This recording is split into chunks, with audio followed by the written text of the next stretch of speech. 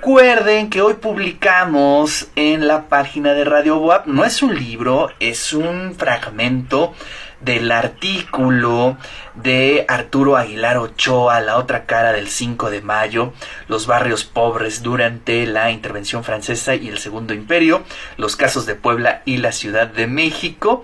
Este es un texto que se publicó en el libro que lleva por título México-Francia, Memorias de una sensibilidad común del siglo XIX y siglo XX, coordinado por Javier Pérez Siller y Agustín Grajales, obviamente editado por el Instituto de Ciencias Sociales y Humanidades. Y bueno, pues ya tenemos en la línea telefónica al autor del artículo, Arturo Aguilar Ochoa. ¿Cómo estás, Arturo? Qué gusto saludarte. Hola, ¿qué tal? Buenas tardes, ¿cómo están? Muy bien, pues encerrados, haciendo el programa aquí desde la casa, como debe de ser. ¿Y tú cómo estás, Arturo? También acá encerrado, pero bueno, muy contento porque me parece interesante hablar del artículo que ustedes ya vieron.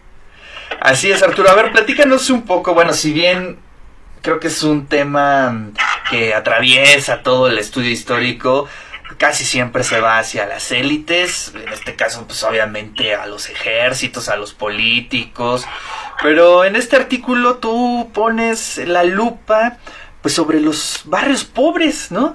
¿Qué pasa? ¿Cómo se vive pues la batalla contra Francia, con todo ese proceso histórico desde un barrio pobre, tanto de Puebla como de la Ciudad de México? Exacto. Surgió porque al revisar la situación de la población, de los habitantes en general, regularmente las fuentes bibliográficas mencionan qué pasó con la gente acomodada, qué pasó con el gobierno, tanto de Puebla como de la Ciudad de México, pero regularmente se olvidan de la mayoría de la gente, de las personas que tenían que vivir día a día una situación difícil. Y entonces me concentré básicamente en ese tipo de personas. ¿Qué fue lo que vivieron con las batallas y los sitios y las guerras que afectaron durante esta etapa de la intervención, tanto a Puebla como a la Ciudad de México? Sí, efectivamente, bueno, y si hay alguien que sufre de manera exponencial cualquier tema o cualquier momento de crisis, pues es precisamente las zonas pobres, ¿no? Exacto. Bueno, como estamos viviendo actualmente, ¿no? Efectivamente. La pandemia afecta, pero afecta más a aquellos que tienen que ganarse el pan día a día. Y mi planteamiento también es muy sencillo. Precisamente lo que sucedió en ese momento es que los más afectados fueron los habitantes de los barrios pobres, tanto de la Ciudad de México como de la Ciudad de Puebla. Un llamamiento a toda la población que aquellos que no tuvieran necesidad de estar en la ciudad tendrían que salir de la ciudad, tendrían que abandonar a la ciudad. Y lo dijo más o menos diciendo que las bocas innecesarias se tenían que ir de la ciudad, bocas innecesarias, porque lo que él quería decir, las personas que tuvieran que alimentarse en el sitio y no tuvieran los medios para conseguir el alimento, que mejor se fueran. Pero lamentablemente muchos se tuvieron que quedar. Varios de las personas en Puebla se fueron a lugares cercanos como Cholula, Atlisco, Huejotzingo, a los barrios incluso también cercanos como pueblos, entonces San Jerónimo, Caleras y algunos lugares de los alrededores, pero mucha población se quedó en la ciudad y tuvo que enfrentar el sitio y la guerra desde dentro. Ese es el enorme problema que tuvieron los habitantes, porque fue una situación muy difícil. A medida que pasaban los días, la gente se fue quedando sin alimentos y sobre todo el problema fue que no pudieron conseguir estos alimentos a medida que pasaban los días de sitio en la ciudad de Puebla. Entonces esto fue un problema muy grave. En algún momento parte de esta población población quiso salir de la ciudad, hizo un intento por abandonar la ciudad, sobre todo mujeres y niños, por el rumbo del Carmen, por el sur quisieron salir, que ya estaba sitiado por los franceses, y no les dieron esa oportunidad. Fueron recibidos con balas, a balazos, y no pudieron salir de la ciudad, a pesar de que llevaban una bandera blanca, a pesar de que muchas personas se distinguía que eran mujeres y niños que quedar en la ciudad, y las consecuencias fueron tales. Claro. Oye, fíjate qué interesante. Yo soy fan del siglo XIX. Me gusta mucho leer la literatura del siglo XIX, la historia del siglo XIX, porque precisamente nos da ese chance de hacer paralelismos como de pronto lo que vivimos en el siglo XX, en el XXI. Y el siglo XIX nos enseña esa parte, ¿no? Es decir, cómo el país ha enfrentado distintas crisis, tragedias, pues como la que estamos viviendo en este momento, Arturo. Y de hecho, los paralelismos pueden ser de alguna manera muy similares en diferentes aspectos. La gente ya sabía lo que iba a pasar en algún momento. Se le había avisado, se había tomado conciencia de las consecuencias que podía tener el sitio y la guerra afuera, pero las necesidades y el problema de que se tenían que quedar no fue por gusto, fue porque tenían que estar en la ciudad. Los mismos habitantes se lo dijeron, nos quedamos, pero porque vivimos de nuestro trabajo en la ciudad y no nos podemos ir fuera de la ciudad. Entonces, a mí también se me encuentra un paralelismo de que mucha gente, digo, no sé si todos, pero en estas circunstancias que estamos viviendo, mucha gente sale, pero también porque tiene necesidad, no porque quisieran. Muchos, claro, estoy seguro que quisieran estar en su casa, pues tranquilos, sin ningún problema, pero tienen la necesidad de salir. Y lo mismo sucedió en este momento. Mucha gente se quedó en la ciudad porque tuvo esa necesidad de quedarse con niños, con toda su familia, sabiendo a lo que se exponían, porque sabían que el sitio podía durar unos días, una semana, pero también podría durar meses, como en realidad sucedió. Y bueno, pues las consecuencias fueron terribles. Jesús González Ortega, en sus memorias, en documentos en donde habla de la situación, menciona que en algún momento varias madres fueron a pedirle que les diera pan o que les consiguiera alimento, porque ya llevan varios días sin comer. Y incluso ellas decían que no querían el alimento para ellas o para los adultos, sino para sus hijos, que ya en algunos casos estaban muriendo de hambre. Ese era el terrible problema y el drama que estaban viviendo estas personas en este momento. Además, muchas casas también fueron bombardeadas por el ejército francés. Claro. Wow. Fíjate, es bien interesante hacer esa lectura, y creo que a la gente le está interesando mucho. Nos están escribiendo varios radioescuchas para hacerles llegar este artículo. Tenemos una idea, Arturo, de cuánta gente murió de esos barrios pobres en este largo viacrucis histórico, el enfrentamiento contra Francia. Sí, hay algunos cálculos, aunque no son tan precisos, porque también hay que considerar que muchos cadáveres no pudieron ser enterrados, que también ese era otro drama. Tuvieron que estar expuestos. Y se comentaba que muchos de estos cadáveres pues estuvieron días allí, ocasionando también problemas de infecciones, enfermedades de estos cadáveres. Entonces pues se calcula más o menos entre 4,000, 5,000 personas, pero no es un cálculo completamente certero, porque hay algunos que dicen que pudo haber sido menos o pudo haber sido más, y debemos de tomar en cuenta que la ciudad de Puebla en ese entonces tenía como 70,000 habitantes. Entonces hay que considerar, sí, que es una cantidad bastante amplia. O sea, por lo menos un 5% de la población. Sí, porque fueron 2 meses de sitio. Algunos por eso dicen que la verdadera batalla fue la del sitio de Puebla, claro, al año siguiente del 5 de mayo, después del 62, la de 1863, porque ahí la población sufrió mucho el empate del ejército francés, que llegó por varios lados, llegó sobre todo por San Javier, por el Carmen, por los fuertes de Loreto y Guadalupe y por el norte.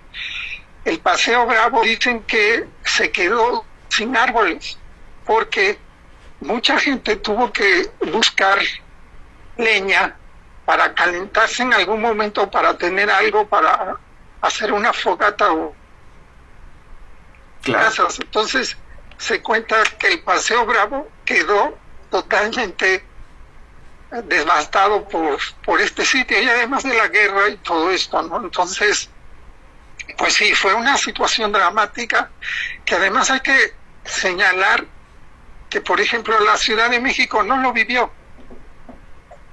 La Ciudad de México tuvo otra circunstancia, los franceses llegaron, entraron y no tuvo ese problema como tuvo Puebla. Puebla, claro, lamentablemente sufrió mucho esto, ¿no? Entonces, incluso se cuentan anécdotas que no sé si tú sepas, por ejemplo, que en algún momento, como no había comida, un día apareció una señora que vendía tamales. Sí, sí. Cerca de la catedral o por el centro, más o menos.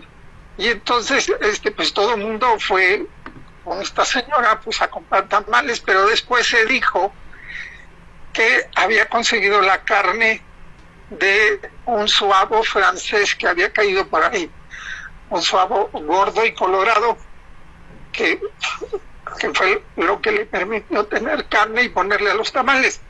Si fue verdad o fue mentira, pues eso es difícil de saberlo, pero habla incluso del drama que se vivió en ese entonces. Empezaron a comer carne de caballo en algún momento. Claro. Porque pues se tuvo que recurrir a todo lo que se tenía a la mano, y lo primero que encontraron fue pues esto, ¿no? Porque ya no pasaban alimentos a la ciudad, ni verduras, ni ningún otro alimento, y entonces fue muy dramática la situación para Puebla. Oye, Arturo, ¿no crees que nos haría muy bien como país, como estado, conocer esa parte de la historia, difundirla, es decir, hacerla llegar a los niños, a los jóvenes? Porque creo que ahí es donde está realmente el heroísmo de esta sociedad, ¿no? Es decir, haber resistido el hambre, las condiciones. Digo, también los ejércitos, los políticos tienen lo suyo, pero la gente, hombre, se la rifó de una manera tremenda, ¿no? Claro, porque regularmente se voltea hacia los grandes personajes, como tú bien señalas. Y entonces se habla del sitio de Puebla, de Ignacio Zaragoza, que defendió la ciudad de Puebla, de Jesús González Ortega, de incluso el general Porfirio Díaz, que también participó en el sitio, Felipe de Ríozábal, Miguel Negrete, y bueno, una lista enorme de generales que participaron en esta guerra, y bueno, incluso de Benito Juárez, ¿no? Pero sí es importante, que bueno que lo señalas, saber qué pasó con el común de la gente. El señor que tenía su zapatería, el señor que era carpintero, el señor que tenía una carnicería, ¿qué fue lo que pasó con ellos? Eso es lo interesante de revisar esta historia, ¿no? O la señora que vendía enchiladas o molotes, claro, en el paseo de San Francisco, en alguno de estos lugares, ¿no? ¿Qué fue lo que pasó con ellos? Son voces que regularmente se olvidan y es muy importante conocerlas, ¿no? Es muy importante saber. Y mira, Arturo, ahorita que lo estás diciendo, parece que estamos describiendo el escenario de hoy, del 5 de mayo del 2020, ¿eh? Sí, es otra batalla. Es otra batalla, ¿no? Claro, claro. El país se ha enfrentado a muchas batallas a lo largo de su historia, y eso es lo importante, ¿no? Saber cómo se enfrentaron a esto y que salieron adelante. Eso también es muy importante porque anima a la gente. Claro, se perdió muchas vidas, se perdieron muchas personas en esta guerra, pero al final se salió adelante. Es curioso que después del sitio, al año siguiente, Puebla se engalana, se reconstruye, mucho de lo que se había destruido se vuelve a construir, se construyen arcos triunfales, se arreglan las calles, se pintan las casas y se prepara Puebla para recibir la llegada de los emperadores, de Maximiliano y Carlota, que llegaron a Puebla y se quedaron fascinados por la situación. Y precisamente muchos escritores, muchos autores hablan de esto, de que dicen, la ciudad está destruida, pero parece que ha renacido otra vez. Ha vuelto a renacer esta ciudad y brillar la alegría y el gusto de la gente, porque nuevamente salió a las calles y salió contenta, porque había pasado también una circunstancia muy difícil en los años anteriores. Y entonces fue un cambio total, ¿no? Entonces, eso también es importante, rescatar lo que fue, lo que pasó después. Fueron momentos muy difíciles. También hubo enfermedades, el tifo, por ejemplo, que ocasionó la muerte de Zaragoza. Era por las condiciones insalubres que se vivía en este momento, por el agua que estaba contaminada, por varias circunstancias, y que la gente no sabía qué es lo que tenía que hacer. A veces estos contagios también eran muy amplios, porque como no sabían, hacían todo lo que tenían que hacer, o que al menos ahora sabemos que no tenemos que hacer. Entonces se reunían en parroquias o en casas particulares para hacer rogativas a Dios, para pedir porque se acabaran las epidemias o este tipo de enfermedades. Pero sucedía lo contrario, se contaminaba más, que eso también es curioso, ¿no? Eso también es muy interesante, porque también hay narraciones de que se hicieron procesiones y reuniones que después fueron fatales para la población, se infectaron muchas personas. Eso hay que saberlo, eso hay que ponerlo en la mesa, Arturo. Sí, claro, eso fue muy común en ese entonces. Pues, ¿qué pensaban cuando veían que muchas personas se enfermaban? Pues hacer rogativas a Dios, hacer rosarios, reuniones, y resultaba peor. Claro. Porque había más contagio. Entonces, bueno, ahora pues sabemos que tenemos que mantenerlos lo más alejados posibles, y entonces no lo sabían. No sabían qué era lo que tenían que hacer ante estas situaciones. Y precisamente Zaragoza muere de tifo, que no es tifoidea, que no hay que confundir con la tifoidea común. El tifo era una enfermedad contagiosa también, y que dicen que se originaba por las ratas que había en la ciudad y también por el agua contaminada. Entonces las ratas a veces tenían acceso a los alimentos y entonces ocasionaban que se contaminaran estos alimentos. Y el agua también a veces estaba contaminada. Entonces Zaragoza tuvo una batalla digna de rescatar. Claro. Pero muere al poco tiempo, muere en septiembre de 1862, precisamente por estas epidemias. Y no fue el único, fueron varias personas las que murieron por diferentes causas, entre ellas las epidemias que asolaron a la ciudad. Entonces sí, todo esto hay que recordarlo. Y sobre todo también distinguir que la gente pobre fue la que sufrió más, porque también hay crónicas donde dicen que los ricos, pues acapararon alimentos, los guardaron en sus bodegas, maíz, frijol, comida, y esperaron el sitio durante mucho tiempo sin salir de casa, que eso también era importante, porque no tenían necesidad de salir a la calle. Pero los pobres tenían que buscar alimentos en donde lo encontraran, tenían que buscar salir a la calle. Y entonces también hay narraciones que dicen que a lo mejor un padre de familia le decía a su esposa, pues tengo que salir porque tengo que buscar algo que comer. Y entonces pues le daban la bendición, le decían pues ojalá que regreses, pero a veces no regresaban. Así porque es. Una bala los podía haber alcanzado en el camino, o se levantaba un tiroteo en alguna calle y el padre no regresaba, no sabían ni siquiera en dónde estaba el cadáver de esta persona. Bueno, pues ahí está un poco de historia y creo que es importante que contemos esta parte de la historia de de la perspectiva del 5 de mayo.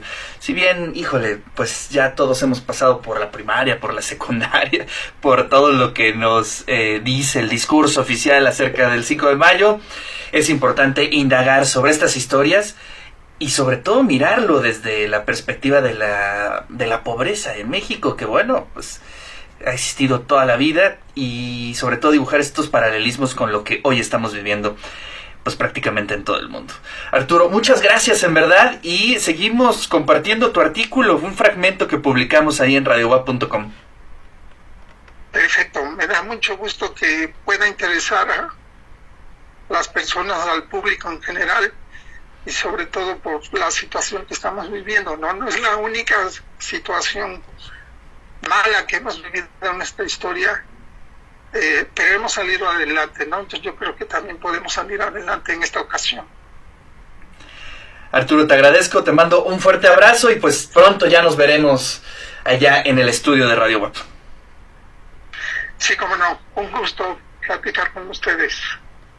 Pues ahí están las palabras, un poco de la crónica, el contexto de este artículo que usted puede encontrar en radiowap.com, un texto que platica sobre la otra cara del 5 de mayo, los barrios pobres durante la intervención francesa y el Segundo Imperio, los casos de Puebla y la Ciudad de México. Arturo nos cuenta que pues cerca del 10% de la población murió precisamente tanto en los enfrentamientos como en el sitio de Puebla.